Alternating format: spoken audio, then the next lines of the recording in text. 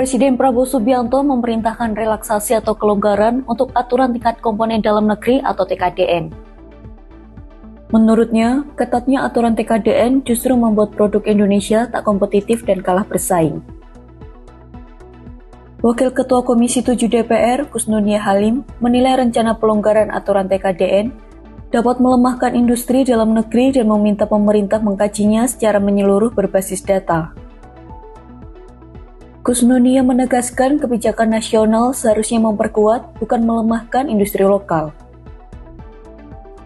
TKDN adalah indikator yang digunakan untuk mengukur proporsi material, komponen, atau jasa dari dalam negeri yang digunakan dalam suatu produk atau proyek. Singkatnya, TKDN mencerminkan persentase kontribusi industri atau sumber daya lokal dalam barang atau jasa tersebut. Politikus PKB itu menyatakan TKDN seharusnya digunakan untuk mendorong transfer teknologi, penyerapan tenaga kerja, dan kemandirian industri. Ia menegaskan pentingnya peran negara dalam merancang regulasi yang adil dan pro-rakyat di tengah perdagangan terbuka.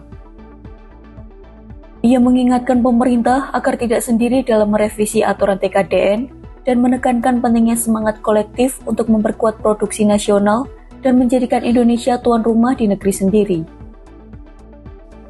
Pada kesempatan terpisah, ekonom UPN Veteran Jakarta, Ahmad Nur Hidayat, juga menilai kebijakan impor bebas kuota bisa menggerus pasar produk lokal.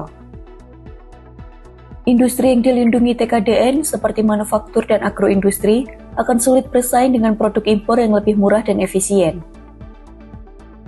Ahmad juga menyoroti dampak destruktif bagi UMKM yang beroperasi dengan modal terbatas dan kapasitas kecil sehingga sulit bersaing dengan produsen besar luar negeri.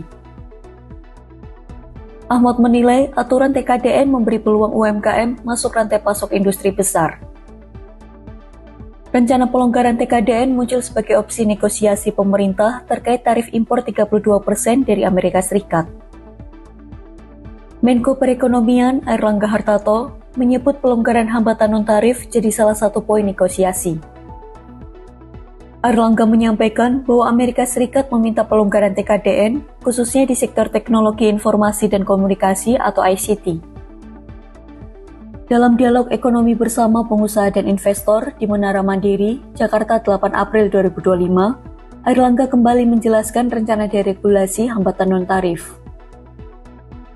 Ia menyebut permintaan Amerika Serikat mencakup pelonggaran TKDN di sektor ICT, khususnya terkait investasi mereka di Pulau Batam. Airlangga menyebut Amerika Serikat memberi keleluasaan untuk free trade zone yang menjadi bahan negosiasi karena rencana investasi data center oleh Oracle, Microsoft, dan sektor perdagangan. Presiden Prabowo Subianto sebelumnya menginstruksikan para menteri untuk menyusun aturan TKDN yang lebih fleksibel guna menjaga daya saing industri Indonesia di pasar global.